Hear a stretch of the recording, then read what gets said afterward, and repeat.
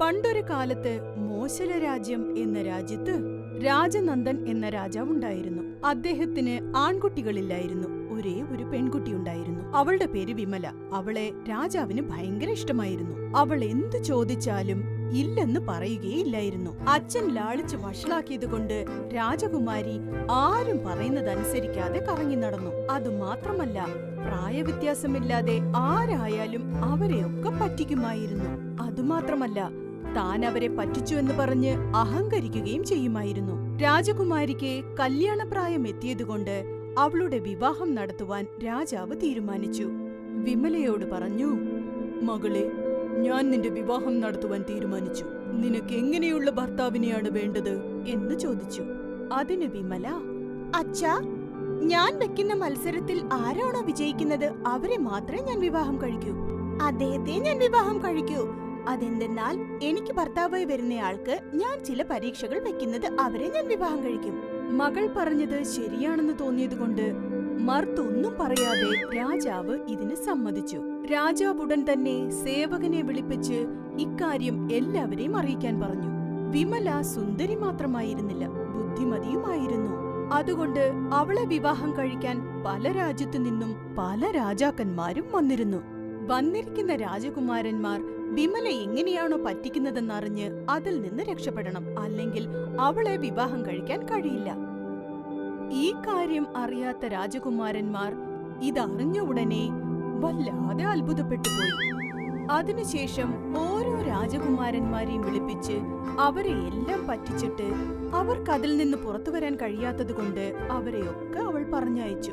മാത്രമല്ല, രാജകുമാരിയാൽ പറ്റിക്കപ്പെടാൻ ആഗ്രഹമില്ലാത്ത ചിലർ അവളെ വിവാഹം കഴിക്കാൻ ആഗ്രഹമില്ലെന്ന് പറഞ്ഞ് തിരിച്ചു പോവുകയും ചെയ്തു.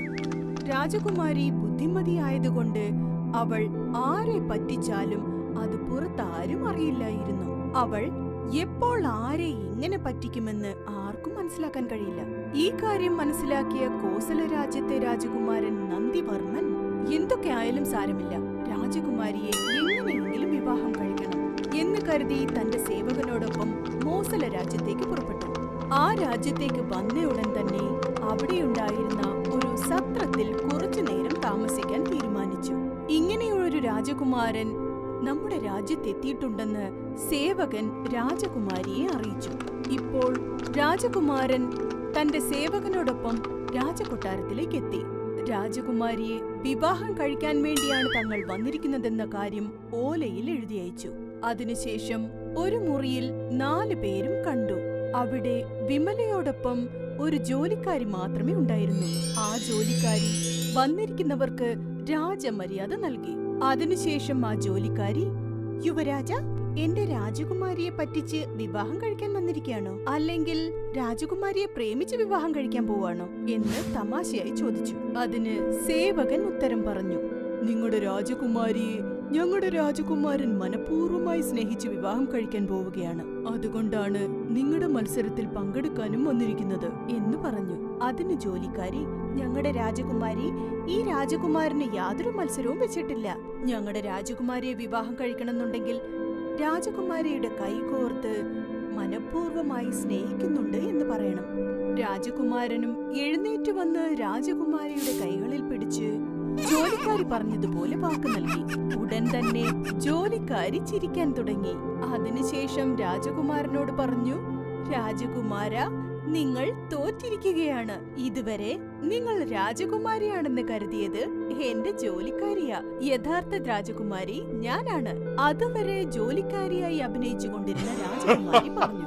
ഉടൻ തന്നെ ആ സേവകൻ ശബ്ദത്തിൽ ചിരിച്ചിട്ട്, ടിക്കപ്പെട്ടത് ഞാനല്ല, നിങ്ങൾ തന്നെയാണ്.